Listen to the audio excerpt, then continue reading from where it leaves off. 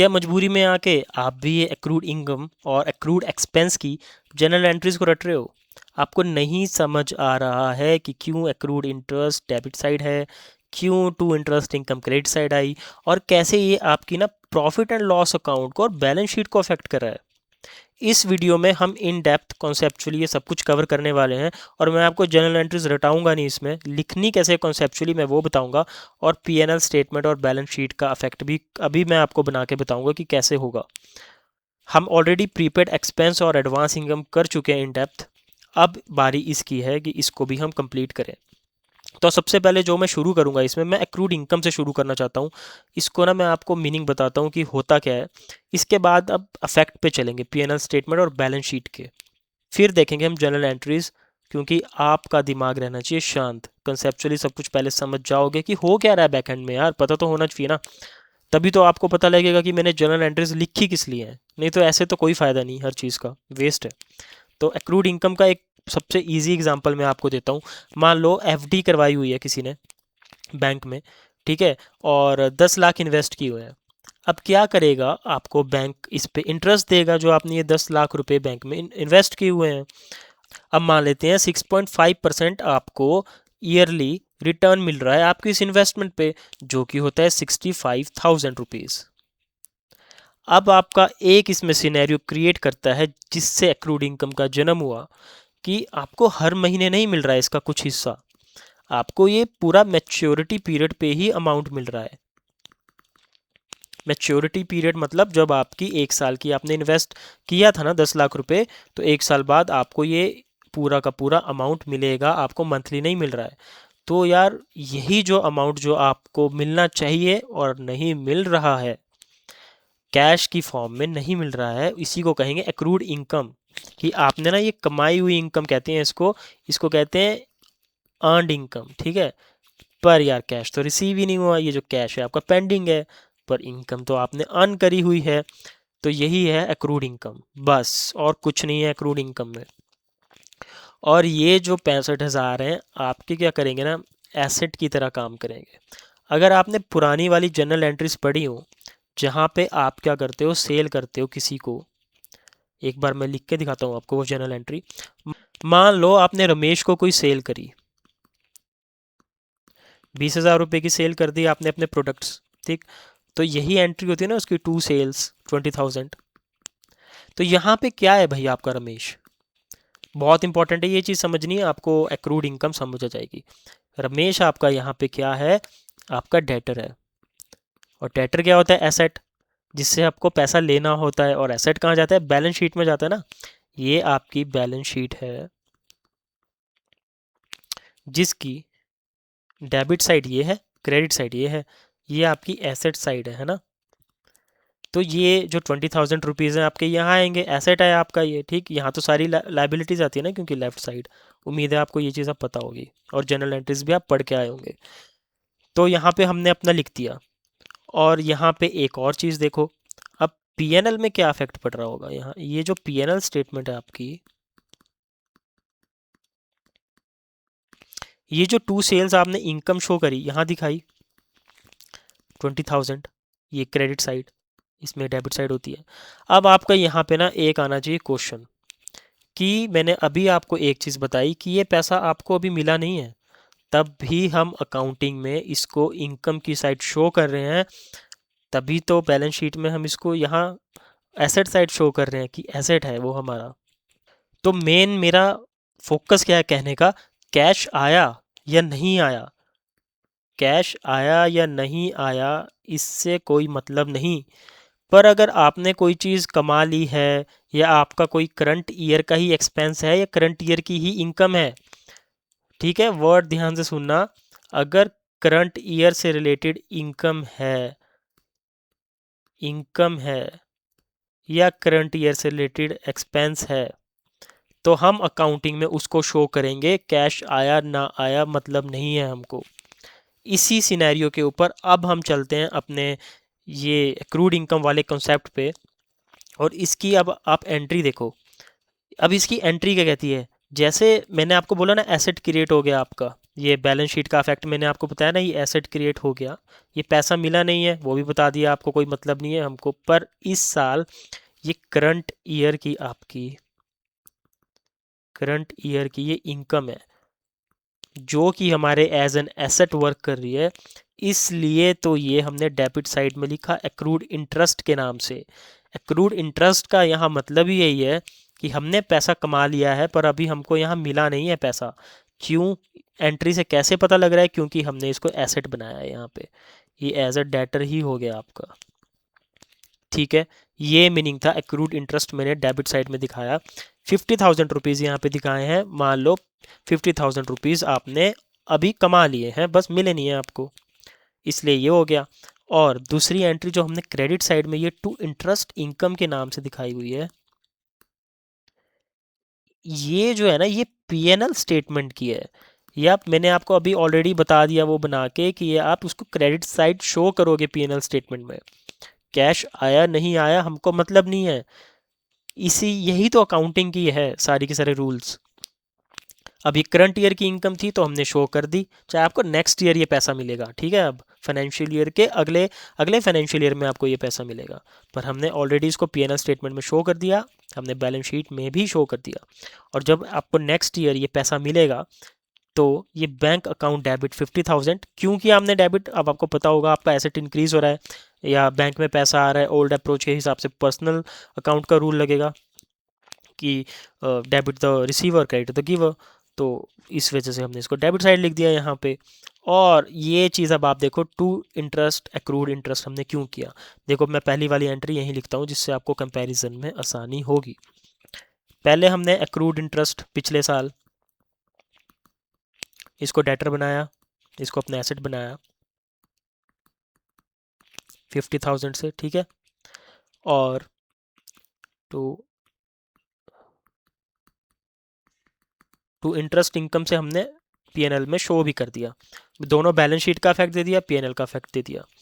अब जब current year में आपको ये पैसा वापस मिल जाएगा ना, तो इसकी रिवर्स एंट्री पास करोगे, आप इसको क्लोज करोगे एक्रूड इंटरेस्ट के अकाउंट को।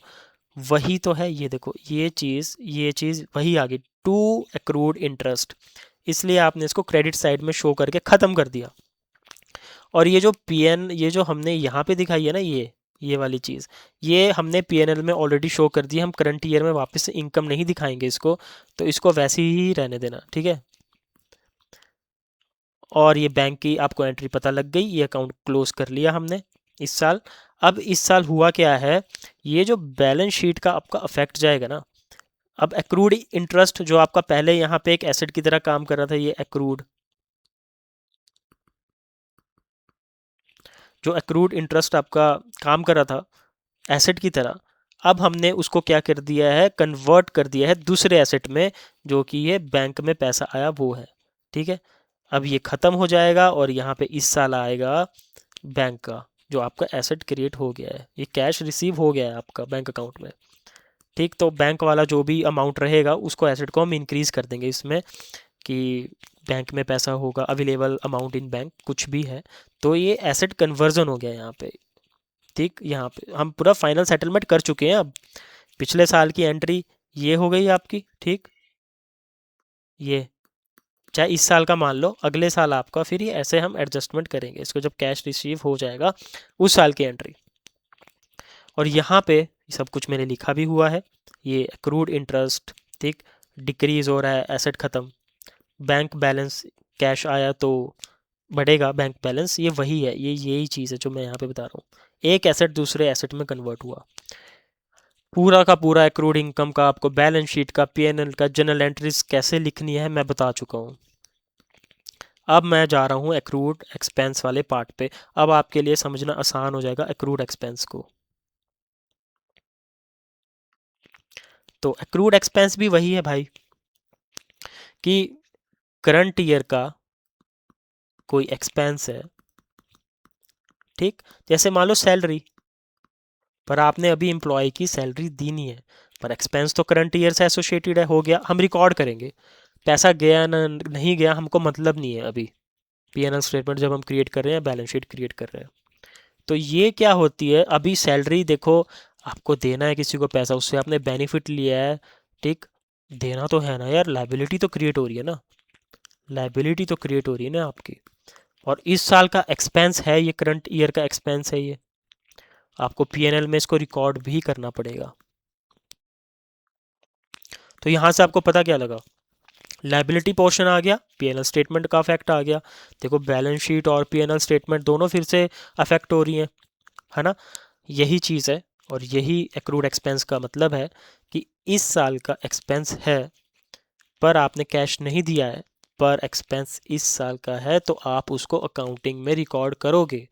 और अभी पैसा आपको देना है तो लाइबिलिटी भी क्रिएट होती है आपकी। तो दोनों पीएनएल स्टेटमेंट और बैलेंस शीट आपकी इसमें होने वाली है अफेक्ट वापस से। तो देखो बेनिफिट आपने ले लिया, किसी से सर्विस ली, पेमेंट पेंडिंग है, आपने अभी पेमेंट नहीं दी, इसलिए तो लाइबिलिटी क्रिएट हो गई आपकी। मैं चलूँगा इस केस में सीधा एंट्री पे आपकी। अब हमने क्या दिखाया है, मान लो 20,000 का ये है। देखो अभी ऊपर में देखो, यहाँ देखो, देखो इस साल का जब मैं एक्सपेंस रिकॉर्ड करूँगा तो मैं क्या लिखूँगा, entry salary expense account debit 20,000 rupees, ठीक।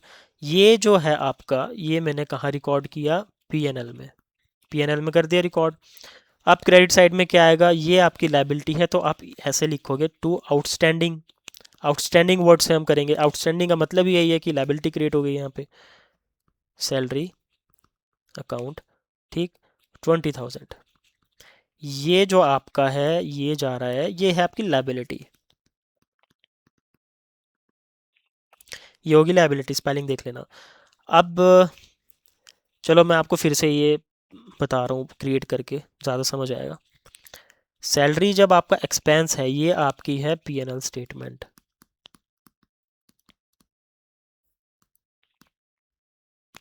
ये आपकी डीआर साइड होती है, डेबिट साइड या क्रेडिट साइड, सारे के सारे एक्सपेंसेस जो आते हैं इस साइड ही आते हैं इसमें।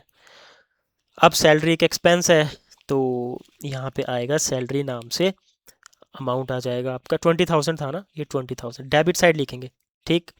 पैसे नहीं दिए आपने, डजेंट मैटर, हमने एक्सपेंस रिकॉर्ड कर लिया है।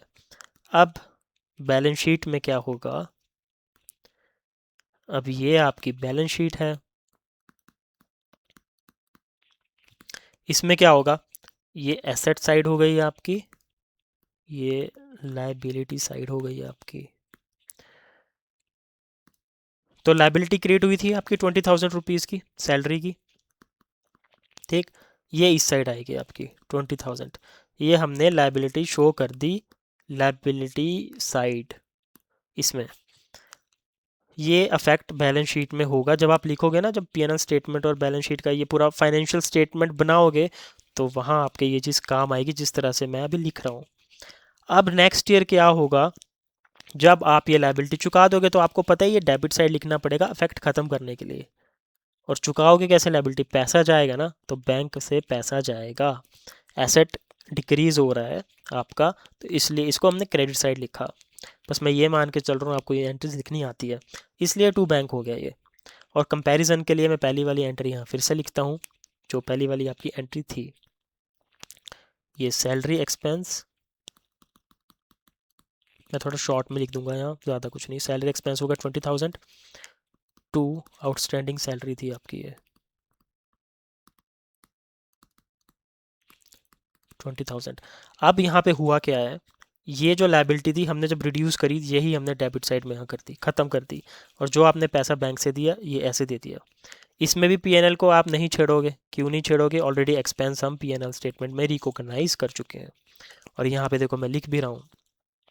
अब बैलेंस शीट पे क्या अफेक्ट पड़ेगा, जब ये सब हो जाएगा तो आउटस्टैंडिंग जो सैलरी थी वो तो हम कर रहे हैं ना, डिक्रीज कर रहे हैं, ख़त्म कर रहे हैं, लाइबिलिटी ख़त्म कर रहे हैं, ठीक। और इस बार हम डेबिट करके उसको ख़त्म कर रहे हैं, बैंक बैलेंस डिक्रीज होगा, ठीक। ये एसेट साइड आपके अफेक्ट डालेगा। पिछली बार तो एसेट कन्वर्जन हो रहा था, पर इस बार लाइबिलिटी साइड भी अफेक्ट थी और ये एसेट साइड भी अफेक्ट होगी, ठीक। ये लाइबिलिटी साइड का एक्शन हो गया, ये आपकी एसेट साइड का। लाइबिलिटी सेटल हुई एक एसेट यूज़ करके, आप एसेट यूज़ करके मतलब आपने पैसा दिया, पैसा आपका एसेट ही तो था। तो ये आपकी नेक्स्ट ईयर की भी मैंने इसमें एंट्री बता दी। और एक फाइनल समरी हम यहाँ पे देखते हैं, एक्रूड इनकम, देखो पैसा लेना है, इनकम अर्न हो चुकी है, एसेट फिर उसके बाद क्रिएट हुआ ना, फिर ये बैंक में जब पैसा आया तो ये एसेट रिड्यूस हो जाएगा। बैंक में पैसा आने के बाद एसेट रिड्यूस हो जाएगा। एक्रूड एक्सपेंस में क्या है, पैसा आपको किसी को देना है, एक्सपेंस ये सर्विस आपने ले ली है तो आपको पैसा किसी को देना है, तो उससे क्या होता है, लायबिलिटी क्रिएट होती है। और जब आप बैंक से पे कर दोगे तो ये लायबिलिटी जो है ये रिड्यूस हो जाएगी। तो पूरा का पूरा उम्मीद है आपको ये चीज़ समझ आ गई होगी। अगर कोई भी आपका डाउट रहता है तो आप कमेंट सेक्शन में पूछ सकते हो, और लाइक शेयर और कमेंट करना ना भूलो यार। तो मिलते हैं हम अपने अगले टॉपिक पे, तो आज के लिए टाटा एंड बाय बाय।